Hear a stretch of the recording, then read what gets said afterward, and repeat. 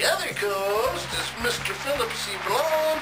And lastly, the man himself, Michael Goodell. Let's have a big hand for these people.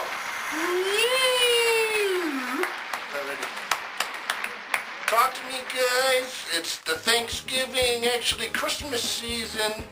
How do you feel about the holidays? Talk to me. The thing that I love is that you go into Wegmans, and in late September they're rolling out Christmas stuff, which is true. I mean, I saw, it's like, we haven't even gotten the Labor Day decorations down, and they're putting up Christmas. I was at a small local store today, and they had on Christmas music. It's before Thanksgiving, and I wanted to go and just tear the wires out of the system. Not to be, I also saw Christmas lights up today. People like to have their Christmas lights up because they're pretty, and because the season is so short. Would you agree? Yeah, I agree. It's a pagan holiday. And if you get into the second or third week of November, you're okay. Yeah, there's a little leeway there. And it's a pagan holiday, and there's a word for you guys. Suckers. And Phil, how are you? I'm doing good. I was out shopping the other day, picked up some trinkets, a few gifts here and there for your nieces family, and nephews and the wife and the daughter. And actually, I was bouncing around to some of the music. The music was pretty good, to be honest with you. I like it. It's jazzy, It has that, I heard a little cha-cha here and there, and it's good. I hate it when you're all positive and bubbly, and I'm not. No. Mike? I'm back from vacation. With the Christmas thing, man, it's already too much. There's something I gotta talk Christmas music already at work. I'm tired of it. My partner's got on constantly with this Christmas music. The stores. It's not even Thanksgiving. Can we celebrate Thanksgiving first before we go to Christmas? Yes, I agree. There's been big news in our little town this week. Mike was awoken Tuesday morning with the news by his mother that said there was some kind of decapitation or something. Mike, fill us in. What's going on here? My mother's at bingo. She tells me Monday night that this girl was in bed having an affair with some guy, and her boyfriend came home and beat her with a baseball bat. Okay. Then I buy the DNC paper. Take the short version. And come to find out, she was not in bed with anybody. He just stayed because they broke up. Oh. So, first murder of Mount Morrison in 20 years, people, so lock your doors. Yeah, really. Now, I must interject here that, the press loves to report on something like this because this is big news. Oh, yeah. And Mount Morris always gets the negative PR from something like this. Correct. And I do want to put in a word or two for the people of Mount Morris because it's a great town. And I don't want the public at large to be down on the town because of a little thing like a murder. We don't like... But really, We don't like our PRs negative. We like our PRs positive. Right, Mike? Right. Remember, that's town by a damn site. Now, that's another thing. Who came up with that pitch line? The best town by a damn site? I think that was probably a product of a drunken brawl or a meeting that where the guys got inebriated. It was probably, the original idea was probably, Generate that, sure. like the best darn town around. By the time they were drunk and drinking the honey wine or whatever it was in the 1800s, best damn town by a damn site down, best damn site. Yeah, but is that better than best town by a candy factory? Best town by You're able to put in a little vulgarity, into that. You're rebelling. Best town by a psych ward. I like best town by a candy What's wrong with factory. that? You must be very saddened about the news about Lou Dobbs. Anyways, we're going to move on to our first segment of the show. That's News You Can't Use. Early way.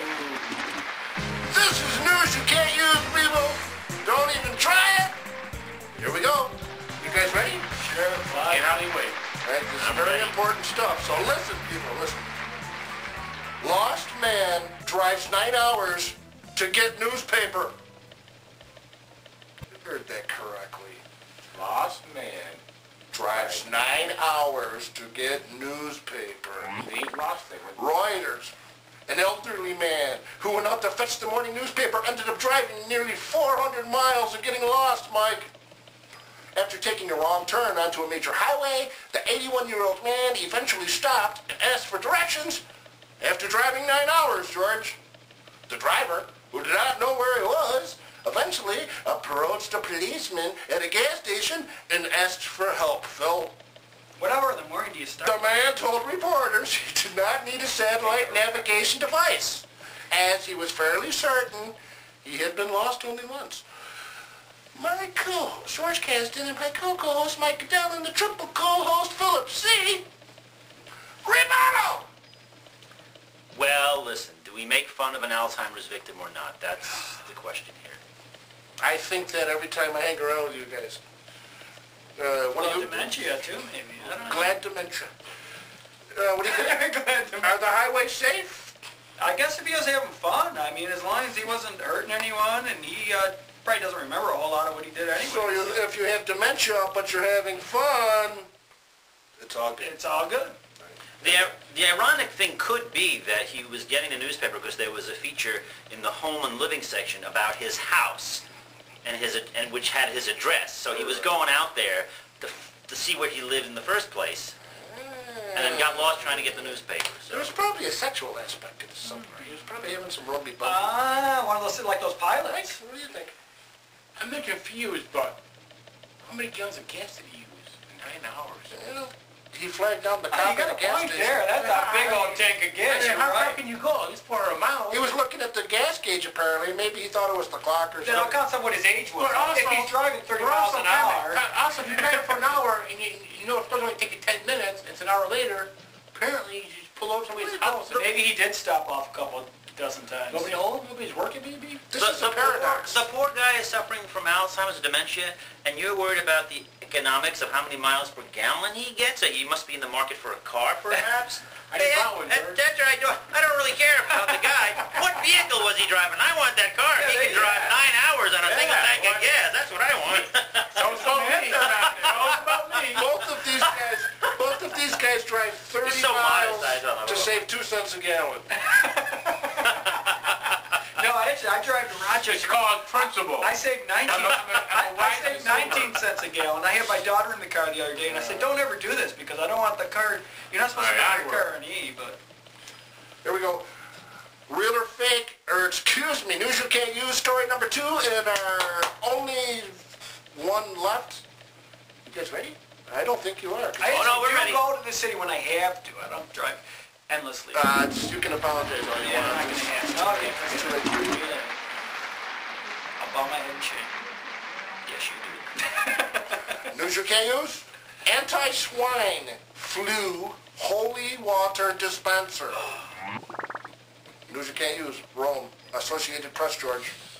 An Italian inventor has combined faith and ingenuity to come up with a way to stop fear of contracting swine flu. An electronic holy water dispenser, Mike. A churchgoer waves his hand under a sensor, and the machine spurts out holy water. The members of the parish have welcomed the device with great enthusiasm and joy, said the pastor of the church. The inventor of the dispenser said he was concerned that fear of swine flu was impeding blessings from the church. He is now blessing himself all the way to the bank, Phil, as he has received orders for the electronic holy water dispensers from all over the world, George.